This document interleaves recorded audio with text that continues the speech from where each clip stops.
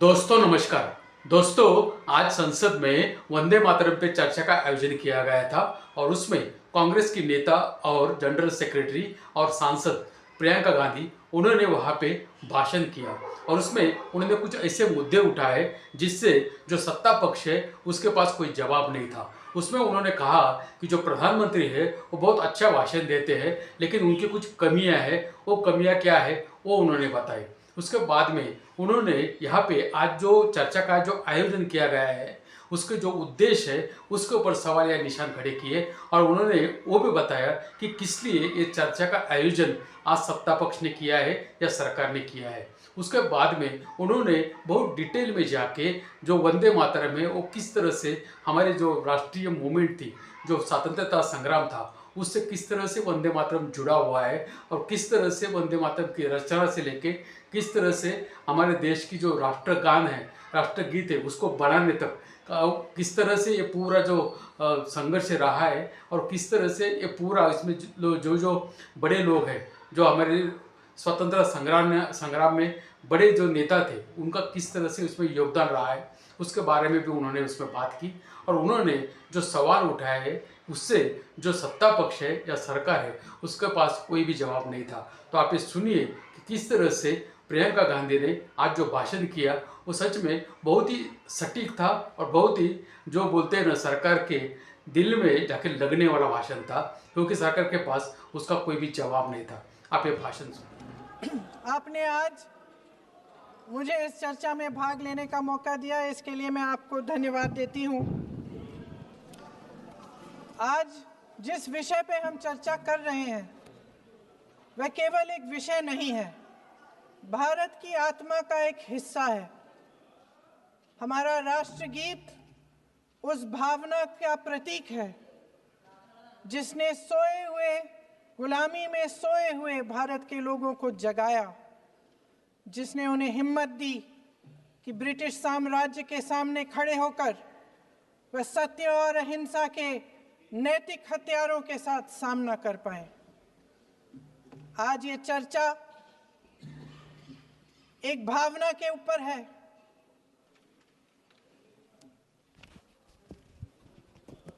और जब हम वंदे मातरम का नाम लेते हैं तो वही भावना हमारे दिल में उजागर होती है।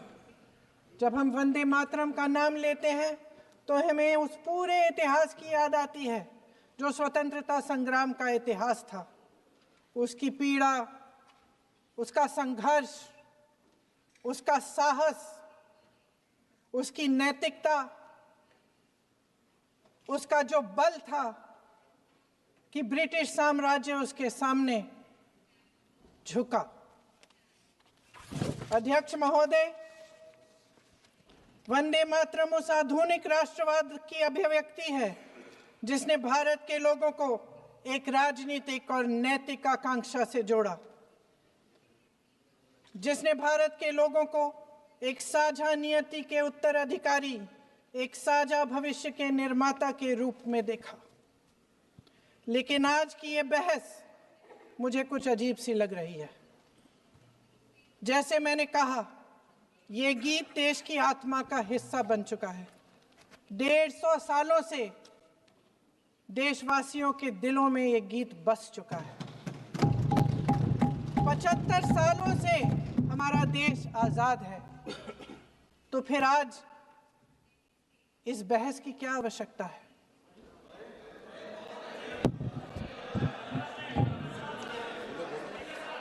हमारा यहाँ मकसद क्या है?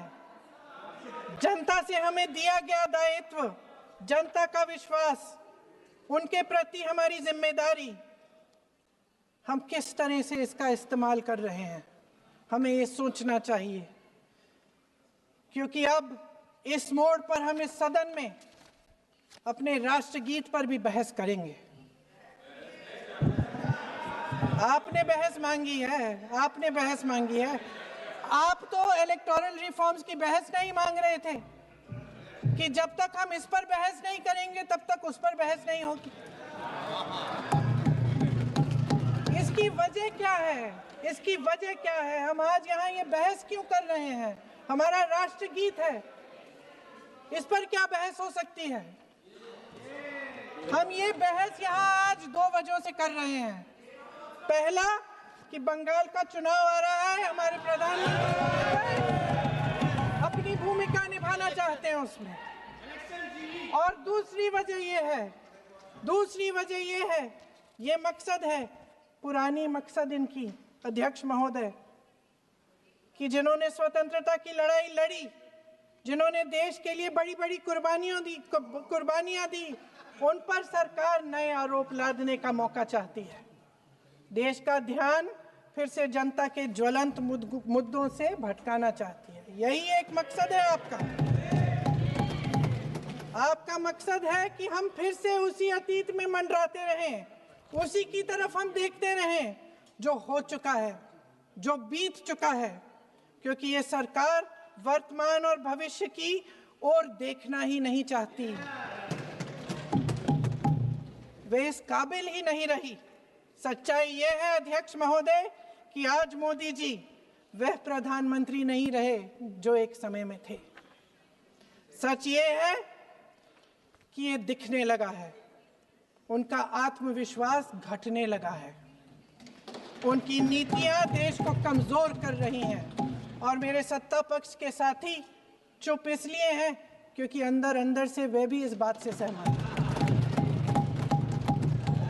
आज देश के लोग खुश नहीं हैं अध्यक्ष महोदय, परेशान हैं, तमाम समस्याओं से घिरे हुए हैं और उन समस्याओं का हल आप निकाल नहीं रहे हैं। हाँ ठीक है, उसका भी बोल लेंगे, समय आएगा तो उसका भी बोल लेंगे, बल्कि कल समय आ रहा है, चुनाव पे चर्चा होगी, उस पे भी बोलेंगे। अध्यक्ष महोदय, इनके भी अपने लोग दबी जबान में कहने लगे हैं कि सारी सत्ता को केंद्रित करने से देश का नुकसान हो रहा है। इस बीच अगर हम अतीत की बातें नहीं करेंगे तो कौन सी बातें करेंगे? ये किसी और बात के काबिल ही नहीं है, सिर्फ ध्यान भटकाना है जनता का। इसलिए आज हम वंदे मातरम पर चर्चा कर रहे हैं। वंदे मातरम देश के कण कण में जीवित है, इस पर बहस नहीं हो सकती। लेकिन चलिए, आपने बहस मांगी, आप बहस करना चाहते हैं, बहस करते हैं। आज इस चर्चा को प्रधानमंत्री जी ने शुरू किया, उन्होंने भाषण दिया और इसको कहने में कोई झिझक नहीं है कि भाषण अच्छा देते हैं, थोड़ा सा लंबा, लेकिन भाषण अच्छा देते हैं। सिर्फ एक कमजोरी है, अगर आप इजाजत दें तो मैं बोलूं, एक कमजोरी है। हाँ, उसी पे बोल रहे हैं, वंदे मातरम पे बोलो आप। अब सर मैंने तारीफ कर ली, थोड़ा और विषय वंदे मातरम का है तो हम वंदे मातरम पर ही रखें, ठीक रहेगा। सर ये वंदे मातरम पे ही है। सर आपने प्रधानमंत्री जी को सुना था, अब तो शुरू नहीं हुए। सर भाषण बहुत अच्छा देते हैं, लेकिन तथ्यों के मामले में कमजोर पड़ जाते हैं, बहुत कमजोर। इसमें भी एक कला होती है कि तथ्यों को किस तरह से जनता के सामने रखा जाए। मैं तो नहीं हूं, जनता की प्रतिनिधि हूं, कलाकार तो नहीं हूं। इसीलिए मैं भी सदन के सामने कुछ तथ्य रखना चाहती हूं, लेकिन सिर्फ तथ्य के रूप में रखना चाहती हूं।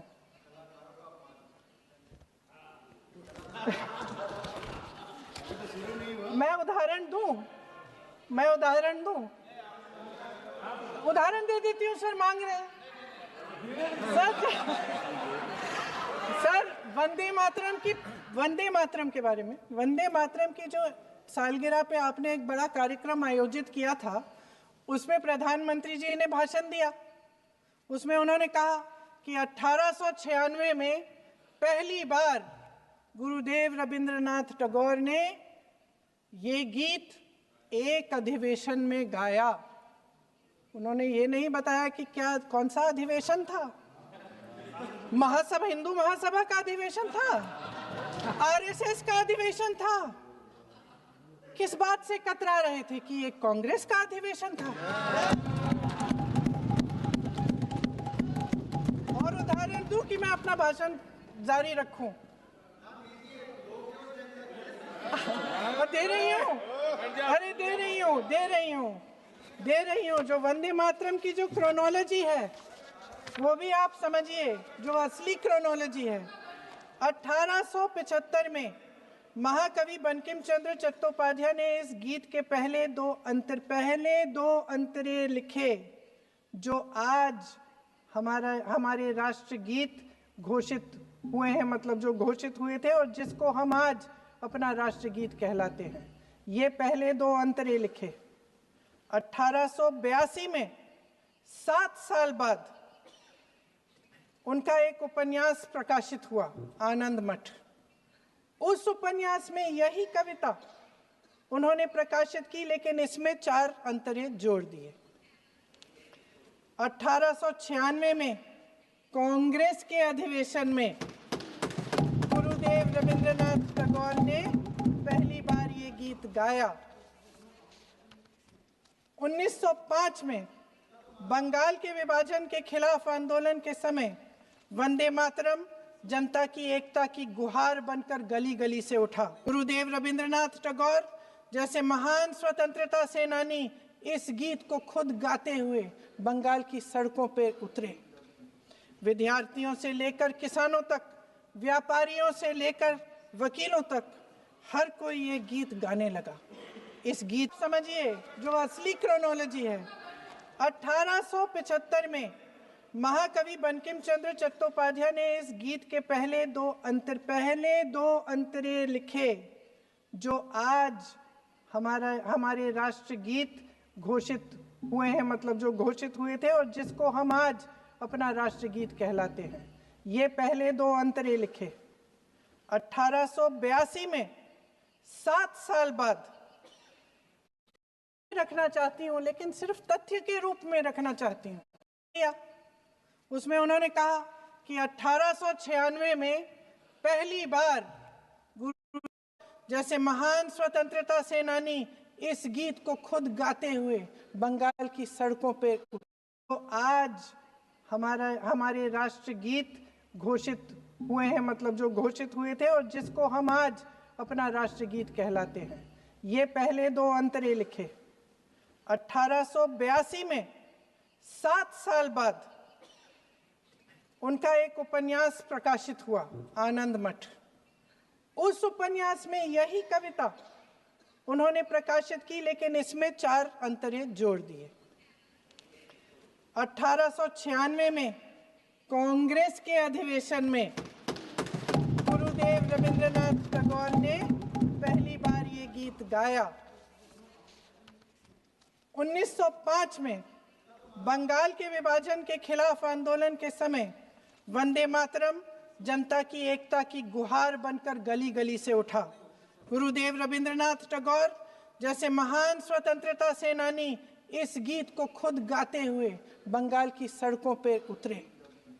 विद्यार्थियों से लेकर किसानों तक, व्यापारियों से लेकर वकीलों तक, हर कोई ये गीत गाने लगा। इस गीत की शक्ति को समझिए। ब्रिटिश साम्राज्य इसको सुनकर कांपता था और हमारे देशवासी इसको सुनकर वे मन बनाते थे, वे हिम्मत बनाते थे कि इस भयंकर साम्राज्य के खिलाफ सत्य और अहिंसा के नैतिक हथियारों को लेकर शहीद होने की तैयारी करते थे। ये गीत मातृभूमि के लिए मर मिटने की भावना को जगाता है। इस गीत की शक्ति ये है, इस गीत का हमारे देश से जुड़ाव ये है। लेकिन 1930 के दशक में हमारे देश में जब सांप्रदायिक राजनीति उभरी, तब ये गीत विवादित होने लगा। 1937 में, अब ये मैं दूसरा उदाहरण देने वाली हूँ, क्योंकि प्रधानमंत्री जी ने अपने भाषण में इसका उल्लेख किया और गलत किया, इसीलिए मैं इसके जो सच्चे जो तथ्य हैं वो आपके सामने रख रही हूँ। 1937 में नेताजी सुभाष चंद्र बोस कांग्रेस का अधिवेशन कलकत्ता में होने जा रहा था, उसका आयोजन कर रहे थे। तो जो मोदी जी ने पत्र सुनाया सदन में 20 अक्टूबर का, और कहा कि जवाहरलाल नेहरू जी ने नेताजी को ये चिट्ठी लिखी और ये कहा कि इस पर चर्चा होनी चाहिए, उससे पहले 3 दिन पहले नेताजी सुभाष चंद्र बोस ने पंडित जवाहरलाल नेहरू को एक चिट्ठी लिखी थी, जिसका जिक्र आपके प्रधानमंत्री ने नहीं किया। और इस चिट्ठी में सुन लीजिएगा,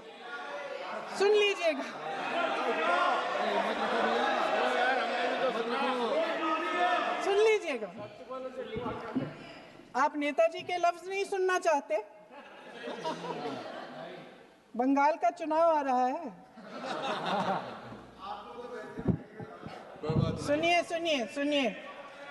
सुनिए। हाँ, कोई बात नहीं, हम तो देश के लिए हैं। हम देश के लिए हैं, आप चुनाव के लिए हैं, हम देश के लिए हैं। हम जितने भी चुनाव हारे, हम यहाँ बैठे रहेंगे और आपसे लड़ते रहेंगे और आपकी विचारधारा से लड़ते रहेंगे। अपने इस देश के लिए, अपनी इस मिट्टी के लिए लड़ते रहेंगे। आप हमें रोक नहीं सकते।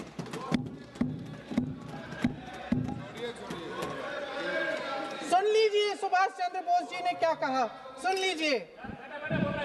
My dear Jawahar, reference Vande Mataram.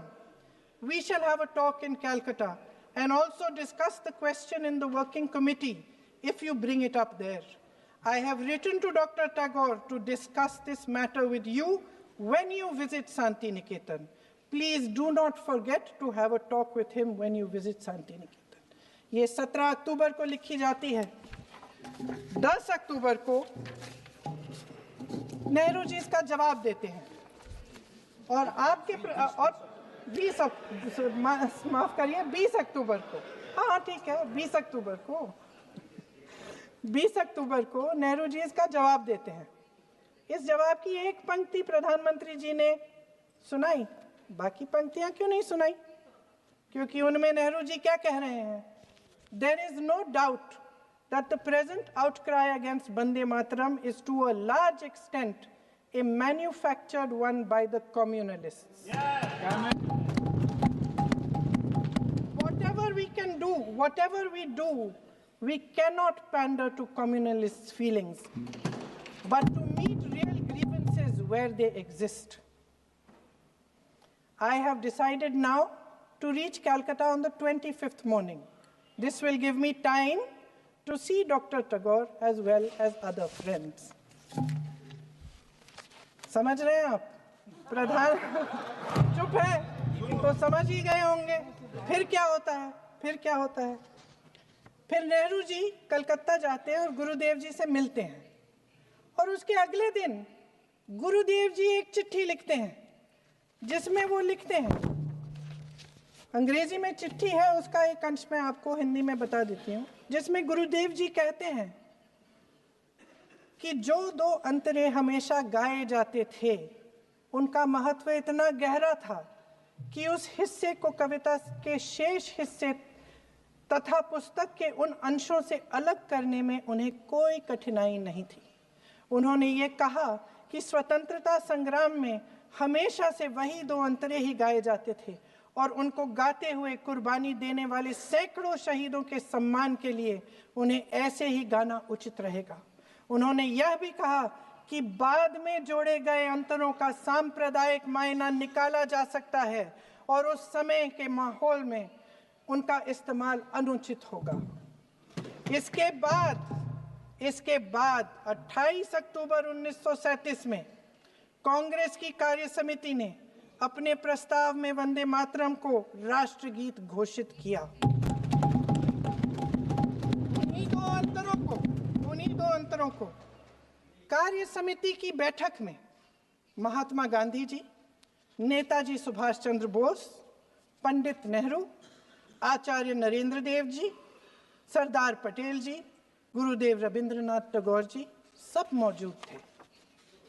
इस प्रस्ताव के ये सभी महापुरुष इस प्रस्ताव से सहमत थे।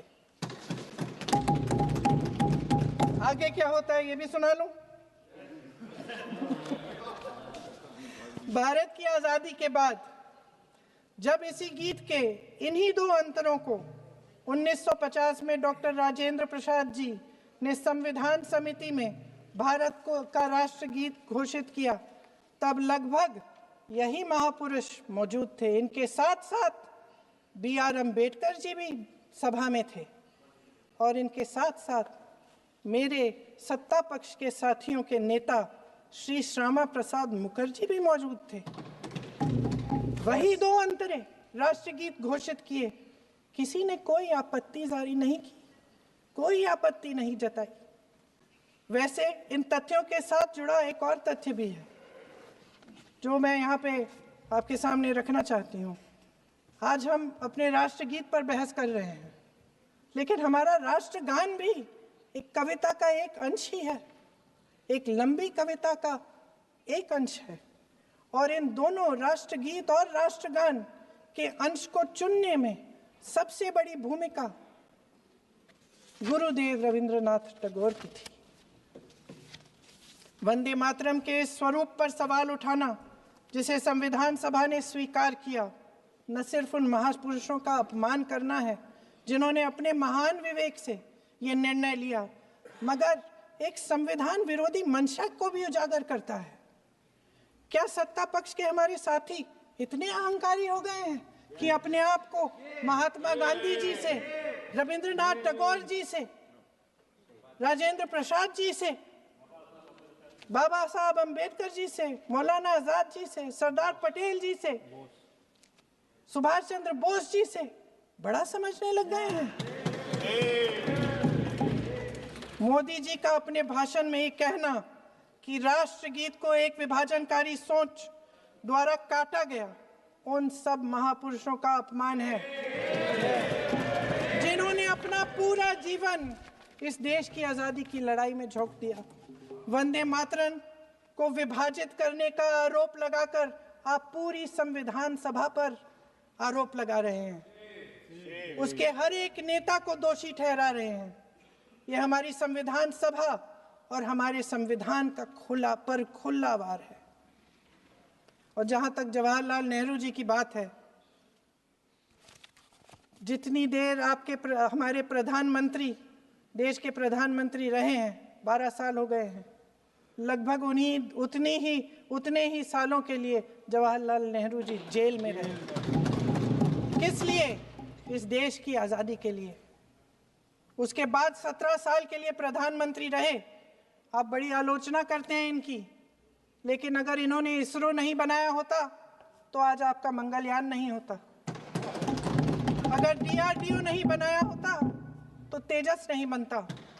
अगर IIT और IIM नहीं बनाए होते तो हम आज IT में आगे नहीं होते। अगर एम्स नहीं बनाया होता तो हम कोरोना की जब बड़ी चुनौती का सामना कैसे करते? हाँ, वही बना कुछ भी। इसका मतलब है इस मुद्दे का जवाब नहीं है आपके पास है? अगर इन्होंने BHEL, गेल, सेल, भाखड़ा नंगल ये सब नहीं बनाया होता जो आप सब बेच रहे हैं, तो ये विकसित भारत कैसे बनता? और मत कहिए बाकी।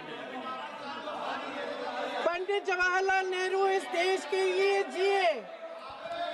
सुन लीजिए, बेच लो यार, और बाकी भी बेच देंगे। पंडित जवाहरलाल नेहरू इस देश के लिए जिए और देश की सेवा करते करते उन्होंने दम तोड़ा। फिर भी सुन लीजिए, मेरी एक सलाह ले लीजिए। सर, मैं आपके माध्यम से सलाह दे रहे हैं, हम छोड़ना नहीं। सर, मैं आपके माध्यम से एक सलाह दे देती हूँ। हमारे प्रधानमंत्री महोदय 12 सालों से इस सदन में हैं, मैं मात्र 12 महीनों से हूँ। फिर भी छोटी सी सलाह है। उन्होंने अभी हाल ही में चुनाव था, कुछ महीनों पहले उन्होंने एक सूची निकाली थी कि विपक्षी दलों ने और विपक्ष के नेताओं ने कितने अपमान किए हैं इनके, और उसमें शायद 90-99 ऐसे उन्होंने अपमानों की सूची बनाई थी। तो मैं उनको एक छोटी सलाह देना चाहती हूँ कि नेहरू जी से जितनी भी शिकायतें हैं, जितनी भी गलतियाँ उन्होंने की आपके जहन में, जितनी भी गालियां देनी है, जितना भी अपमान करना है, उसकी भी एक सूची बना दीजिए। नहीं, बात खत्म नहीं है। 999 अपमान, 9,999 अपमान, सूची बना दीजिए और फिर हम एक समय निर्धारित करते हैं। जैसे हमने 10 घंटे आज वंदे मातरम पर हमने बहस किया है ना, उस तरह से हम अध्यक्ष महोदय जी से पूछेंगे, एक समय निर्धारित करेंगे, 10 घंटे, 20 घंटे, 40 घंटे, जितने घंटों में आपकी ये शिकायत पूरी हो जाए, माननीय सदस्य आप तो आप वंदे मातरम शांत हो बोले। जाएं और हम बहस कर लेंगे। लेकिन इस सदन का कीमती समय, जिसके लिए हमें यहाँ पे जनता ने भेजा है, जैसे हमें जनता की समस्याओं को हल करने के लिए चर्चा करनी चाहिए, इस्तेमाल करना चाहिए, उसको एसी के लिए इस्तेमाल करिए। उसके बाद जैसे अंग्रेजी में कहते हैं ना, जैसे अंग्रेजी में कहते हैं कि once and for all let's close the chapter, close कर लीजिए। देश सुन लेगा क्या क्या शिकायतें हैं, किसने क्या किया, इंदिरा जी ने क्या किया, राजीव जी ने क्या किया, परिवारवाद क्या होता है, नेहरू जी ने कौन सी गलतियां की, सुना लीजिए, फिर खत्म। उसके बाद बेरोजगारी, महंगाई, महिलाओं की समस्याएं, जो पीएमओ में हो रहा है उसकी बातें, उसकी चर्चा, जो बैटिंग ऐप के बारे में हो रहा है पीएमओ के अंदर, आप माननीय सदस्य प्लीज, जो एफस्टीन वंदे फाइलों मातरम में में बोलें। आपके मंत्री महोदय के नाम निकल आए हैं, माननीय उसकी चर्चा सदस्य प्लीज, करेंगे। आप वंदे मातरम में बोले। आप इधर उधर डाइवर्ट मत हो।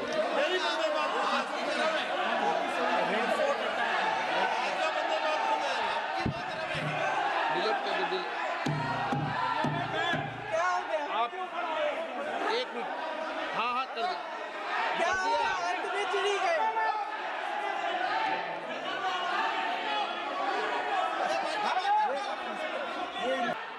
माननीय सदस्य, आगे बढ़िए आप महोदय, आगे वंदे बढ़िए। मातरम पर सार्थक चर्चा करें। ठीक सर, इधर उधर सर, बात डाइवर्ट मत यही हो। थी सर, संक्षिप्त में बात यही थी कोई डाइवर्ट नहीं कि होना हम चाहिए अतीत अपन में को। बातें करते रहते हैं। माननीय सदस्य नहीं, आप बिना तथ्यों के कोई बात नहीं करें। आप वंदे मातरम पे बोले उचित रहेगा।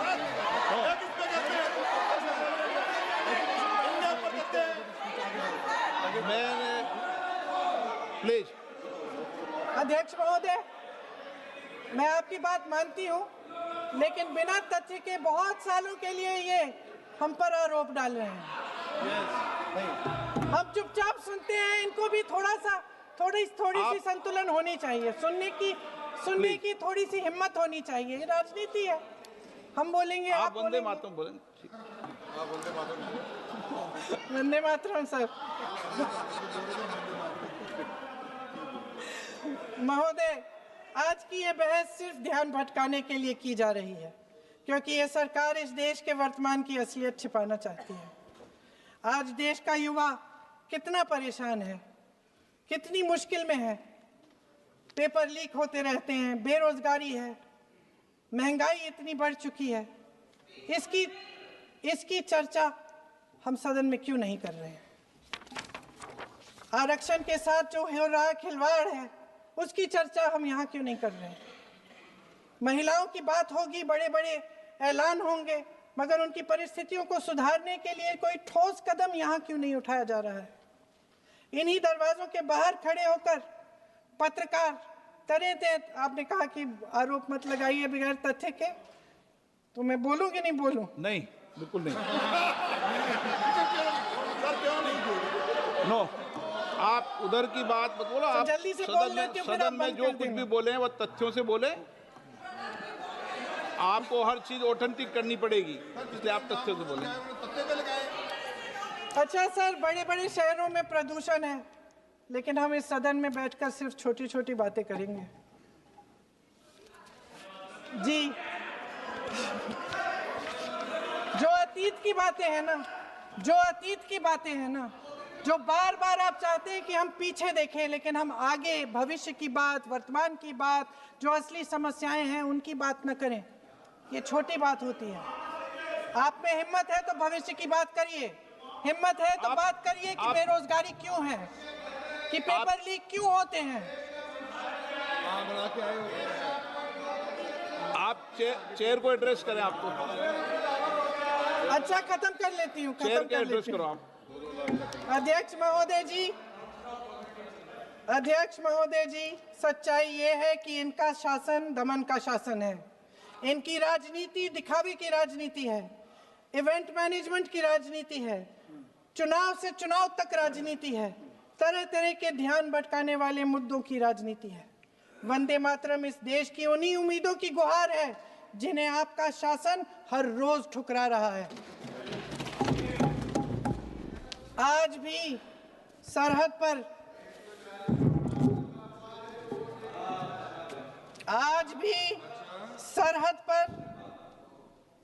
पर जवान जब दुश्मन का सामना करता है तो उसकी छाती में वंदे मातरम गूंजता है। आज भी जब हमारा खिलाड़ी अंतर्राष्ट्रीय खेलों में जाता है तो उसके दिल की धड़कन में वंदे मातरम होता है। आज भी इस देश के करोड़ों देशवासी जब अपने राष्ट्र ध्वज को फहराते हुए देखते हैं तो उनकी जबान पर वंदे मातरम, वंदे मातरम, वंदे मातरम आता है। कांग्रेस के हर एक अधिवेशन में 1905 से लेकर आज तक सामूहिक तौर पर वंदे मातरम गाया जाता है। आपके अधिवेशनों में गाया जाता है कि नहीं, ये बताइए। अपने देश की आत्मा के इस महामंत्र को विवादित करके आप एक बहुत बड़ा पाप कर रहे हैं। इस पाप में कांग्रेस पार्टी शामिल नहीं होगी। ये राष्ट्रगीत वंदे मातरम हमेशा से हमें प्यारा है, हमेशा से हमारे लिए पवित्र रहा है और हमेशा के लिए हमारे लिए पवित्र रहेगा। धन्यवाद।